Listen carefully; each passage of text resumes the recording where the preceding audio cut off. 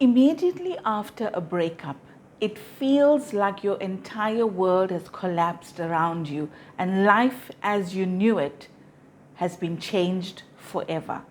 This is Cass Naidu, life and relationship coach, and in this video we're going to talk about the 3 phases of breakup. The first phase being the hurt. This is the time when it could be a shock, especially if you were not expecting this to happen. There's a sense of disbelief and there's this sense of immense physical and emotional pain. Now, there was a study that was conducted where over 5,700 people were asked to rate the physical and emotional pain that they felt immediately after a breakup on a scale of 1 to 10. And maybe not surprisingly, women ranked their physical and emotional pain a lot higher on that scale. But what could be a little bit surprising is that with men, although initially they rated their pain lower, it took them some time. And then it's almost like when they got to that point where it finally hit them and they realize what they've lost, that is when they ranked their pain even higher. All right. So the reason that this could happen is if you look at a breakup and a man says to his friends, we ended this relationship. Usually he'd get a response like, hey, pat on the back, welcome to the single life, you're free now, let's go out for a drink. Whereas when a woman tells her friends that, we've just broken up, the response she gets is very different. Now it is compassion. It's, oh, I'm so sorry this happened. Or it is even anger where your friends are saying to you, you deserve better. Who does he think he is? How could he have done that to you? So you're getting that immediate support. Also, women tend to go through a ritual after a breakup. They're looking at pictures of the two of you together. They are watching the romantic movies. They're listening to the sad songs. They're crying and doing all of that while eating a tub of ice cream. It's almost a ritual, but what it's actually doing is it's helping you grieve.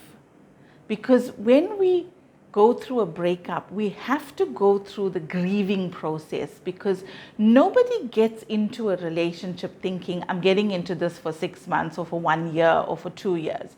We get into relationships because we believe that this is the person we would be spending the rest of our lives with. So when the breakup happens, it's the dream that is shattered as well. So that is why we need to grieve that. It's just a part of the healing process. Also in this phase, I want to issue a word of caution, because we usually get advice from very well-meaning family and friends where they just want to see you happy again.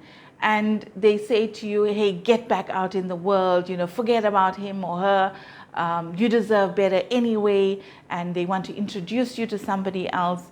And this is actually really bad advice, because if you skip these stages, the hurt where you are grieving, if you skip the second stage, which is the healing part, and you just jump into a new relationship, you are most likely going to attract somebody and repeat exactly the same pattern. Because when things like this happen, there's huge lessons for us to learn that makes us stronger, makes us wiser. And if we skip this, we're just simply going to attract a very similar kind of person, and that relationship is going to follow a similar route that the last one did. All right? So when you are going through that process of grieving, only then are you ready for phase 2, which is the healing phase.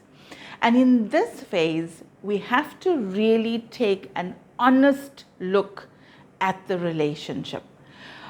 Most people, when they come out of a relationship, they tend to only look at their contribution to the relationship. Like, I did so much and I was so good to them. I loved them so much.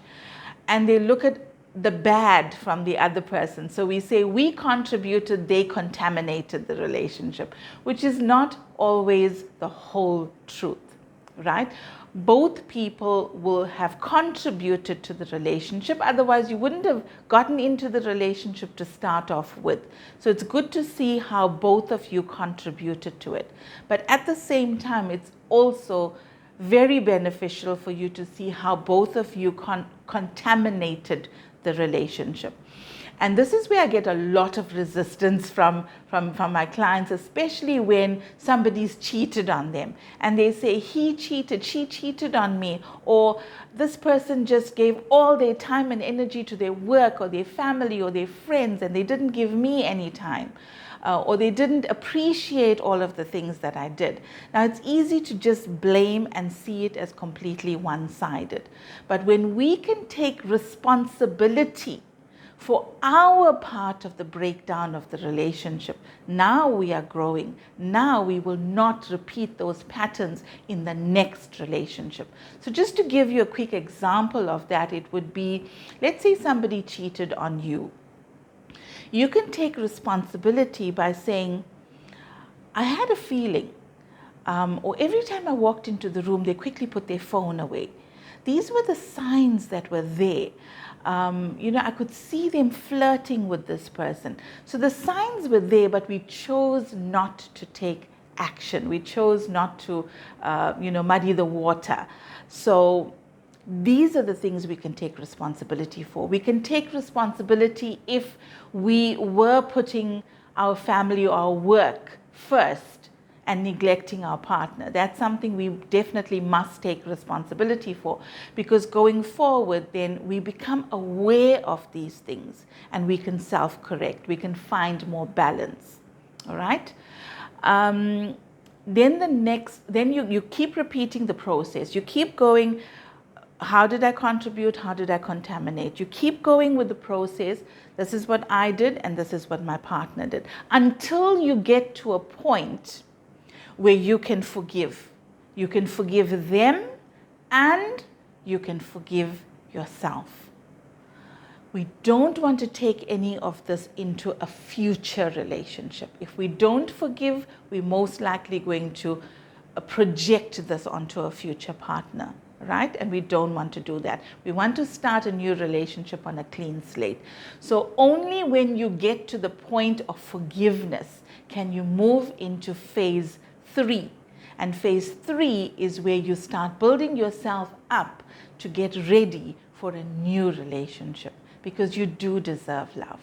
You do deserve a relationship that is deep, that is healthy, that is meaningful, where there is mutual love and mutual respect and mutual understanding. And that is available to you if you go through phase 3 before jumping into a new relationship. So phase 3 is where you get clarity. Clarity in terms of what you have to offer in a relationship and what it is that you want from a partner.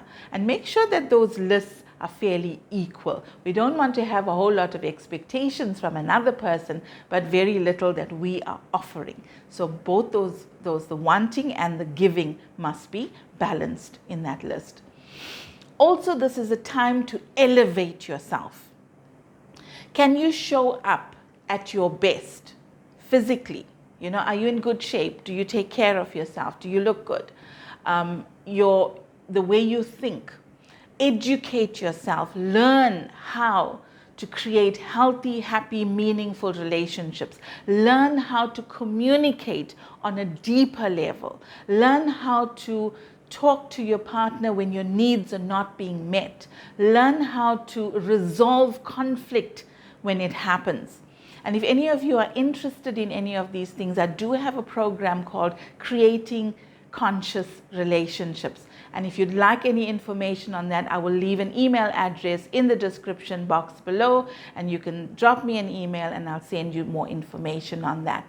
So when we get to that point and we're learning all of these things, we'll find that we start falling in love with ourselves. We start falling in love with life again. And it is only at this point that we are ready to meet a new person and create a relationship that is very different from the one that just ended. If you got any value from this video at all, please hit the like button. It's lovely to read comments, so drop a comment below and hit the subscribe button if you haven't done that already, because I am really committed to making these videos and helping you create epic relationships.